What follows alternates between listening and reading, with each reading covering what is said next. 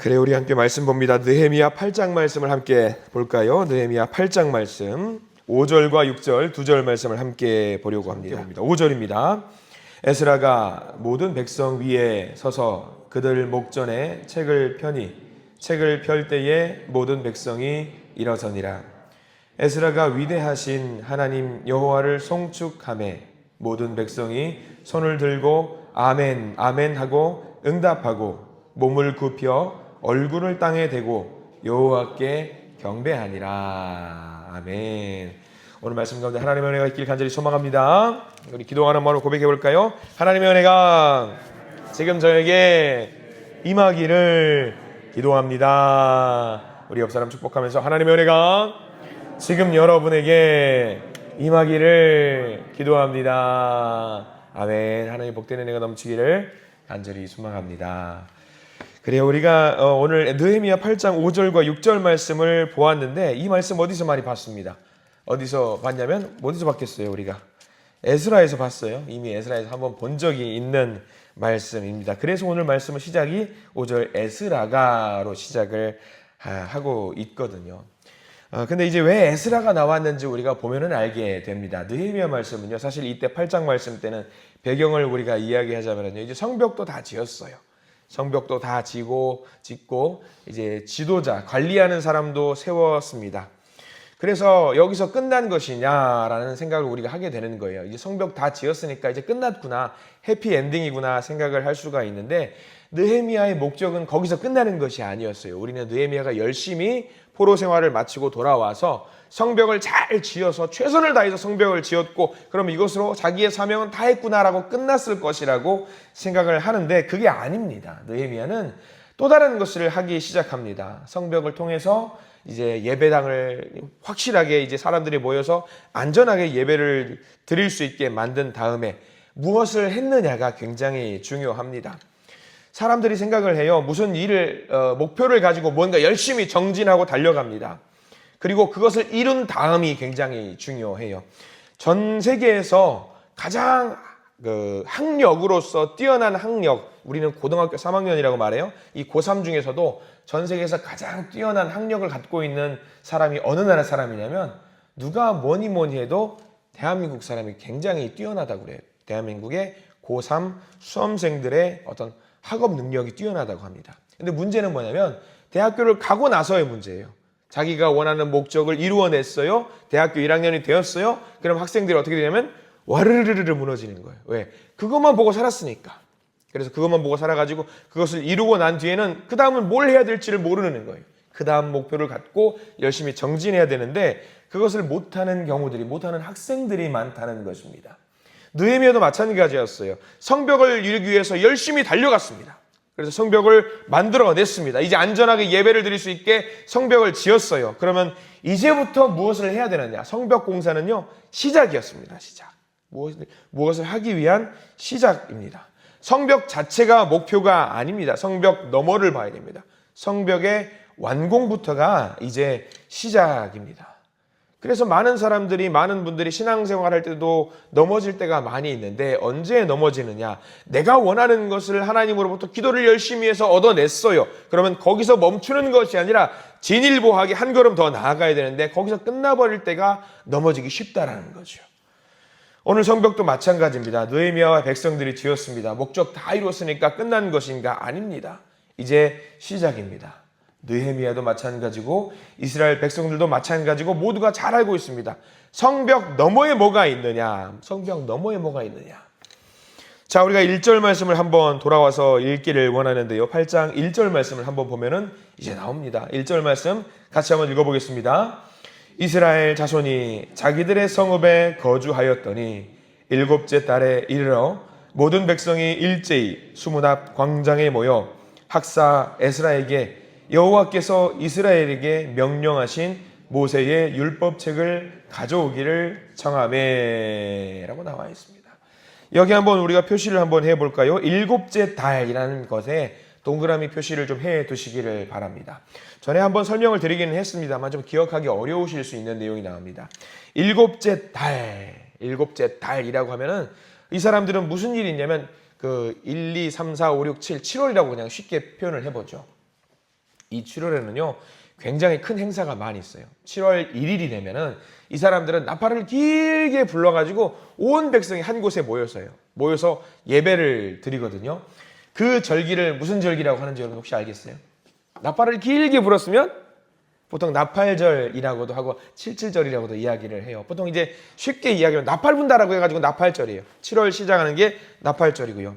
온 백성들의 죄를 대속하는 날이 있어요. 1년에 딱 한 번 대제사장이 예수님 우리 하나님께 나가서 예배를 드리는 속죄소에 나가서 예배를 드리는 대속죄일이 7월 10날 있어요. 그리고 온 백성들이 다 모여서 7월 15일부터 7월 22일까지 일주일 동안 초막절이라고 해가지고 우리를 광야 가운데 텐트를 짓고 안전하게 우리를 더 건너가게 만들어주신 하나님을 찬양하는 예배를 또 드리는 절기가 이 모든 절기가 7월 달에 있어요. 7월 달에. 그래서 오늘 8장 1절에 보면은 일곱째 달이라고 하는 표현이 바로 그거거든요. 이제 7월이에요. 가장 거룩한 예배를 드려야 되는 절기입니다. 이 백성들이 이 성벽 공사를 이렇게 독촉하면서 열심히 52일 만에 지었던 이유가 이 7월 달에 모여서 함께 하나님께 나팔을 불면서 하나님을 찬양하는 예배를 드리기 위해서 이 성벽을 지었습니다. 그러니까 성벽 자체가 이 사람들한테 목적이 아니었어요. 성벽을 짓고 나서 안전한 마음으로 외부로부터 차단된 상태로 이 성벽을 짓고 그 안에서 하나님께 절기의 예배를 드리기 위해서 이 사람들은 목숨을 걸고 성벽을 지었다는 거죠. 하나님께서 이스라엘 백성들 출애굽을 왜 하게 하신 건지 혹시 아시는 분? 성경에 명확하게 나와 있어요. 왜 하게 하셨을까? 노예로 잡혀있는 것이 불쌍해서? 아이고 불쌍하다 우리 백성들 자유를 줘야겠다? 아닙니다. 성경에는 명확하게 정확하게 기록이 되어 있는데요. 절기를 지키게 하려고 너희들을 구해냈다. 절기를 지키기 위해서. 예배를 드리게 만들기 위해서 너희들을 구해냈다. 마찬가지입니다. 느헤미야도 목적이 명확했어요. 성벽 짓는 것은 그 중간에 잠깐 거쳐가는 정류장이었습니다. 성벽 너머에 있는 절기를 지켜서 예배를 드리는 것이 그들의 근본적인 목적이었습니다. 그래서 모든 백성들을 다 모이게 해요. 광장에 모이게 해서 뭐 하느냐? 학사 에스라, 우리가 익숙한 사람이죠. 이 에스라에게 부탁을 합니다. 율법책을 가져오셔서 이제 율법책의 말씀을 듣게 하신 다음에 우리 모든 백성이 하나님을 찬양하게 만들어 주십시오라고 이 에스라에게 부탁을 하는 겁니다. 이때 당시에 많은 사람들이 성경책을 우리가 갖고 있는 것처럼 갖고 있을 수가 없었기 때문에 이 어떤 서기관 같은 어떤 위에 있는 사람들이 갖고 있는 성경의 사본이 유일하거든요. 그래서 2절 말씀 한번 볼까요? 2절 말씀이 본격적으로 나옵니다. 2절 시작. 일곱째 달 초하루에 제사장 에스라가 율법책을 가지고 회중 앞 곧 남자나 여자나 알아들을 만한 모든 사람 앞에 이르러라고 나와 있습니다. 그래서 나팔을 불면서 온 백성이 함께 모여서 예배를 드리기 시작합니다. 에스라가 율법책을 갖고 회중 앞에 섭니다. 그리고 이 사람들이 이제 모여서 무엇을 하느냐? 이제 3절 말씀 같이 읽겠습니다. 3절입니다. 수문 앞 광장에서 새벽부터 정오까지 남자나 여자나 알아들을 만한 모든 사람 앞에서 읽음에 뭇 백성이 그 율법책에 귀를 기울였는데 라고 나와 있어요. 시간의 개념을 우리 한번 밑줄을 그어야 됩니다. 언제부터 언제까지? 새벽부터 정오까지. 새벽부터 정오까지. 굉장히 긴 시간입니다. 새벽부터 정오. 새벽은 언제냐면 자정입니다. 자정. 이들에게 자정부터 새벽이 시작되는 거예요. 그리고 정오까지 무려 12시간 동안 집회를 합니다. 전에도 한번 말씀드렸습니다. 집회를 정오까지 하는 이유 아시죠? 말씀드렸죠. 이 당시 사람들은 햇빛이 너무 뜨거워서 정말 힘들기 때문에 견디기 어렵기 때문에 이 사람들이 정오까지만 예배를 드리는 거예요. 그러나 햇빛이 뜨겁지 않았다면 이 사람들은 뭐 했을 것 같아요? 하루 왼종일 말씀을 보고 예배를 드렸을 거예요. 그 정도로 말씀을 사모하면서 귀를 쫑긋 세우면서 모든 사람들이 예배에 임했다라고 하는 겁니다. 그럼 우리 정리가 됩니다. 느헤미야가 성벽을 지었던 이유 딱 하나.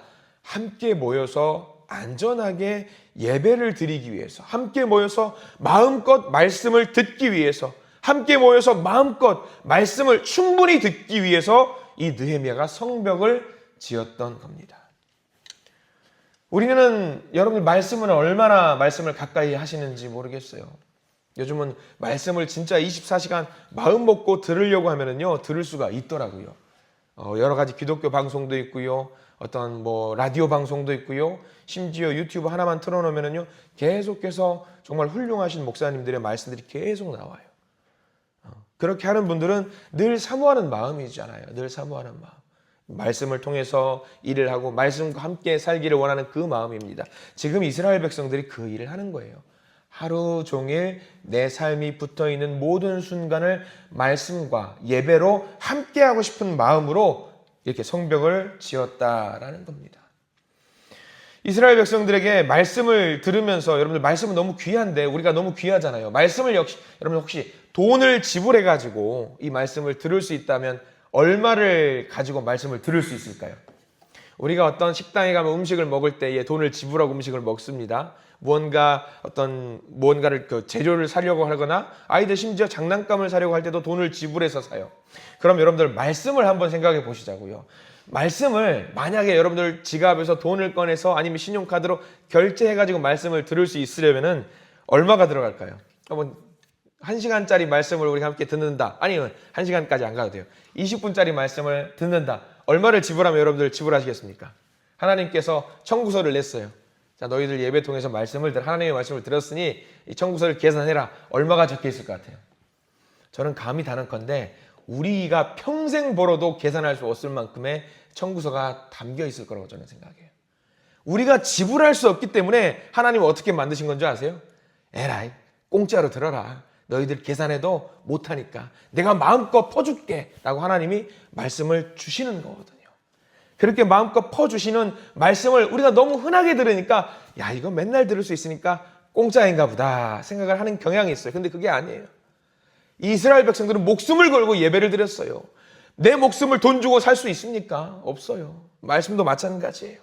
우리 시간 예배를 드리는 것도 마찬가지인데 우리가 그런 마음으로 말씀을 들어야 되고요. 예배에 임해야 됩니다. 아, 내가 이것을 돈을 주고 살 수 있는 게 아니구나. 목숨을 걸고 해야 되는 거구나. 목숨을 걸고 말씀에 집중을 해야 되는구나. 마찬가지 쉽게 이해하자면 마찬가지 이런 겁니다. 여러분 공기를 돈 주고 산다면 여러분들 얼마 주고 사시겠습니까? 공기 없으면 우리가 살아요, 죽어요? 죽습니다. 네, 죽어요. 근데 공기를 돈 주고 사는 사람 없어요.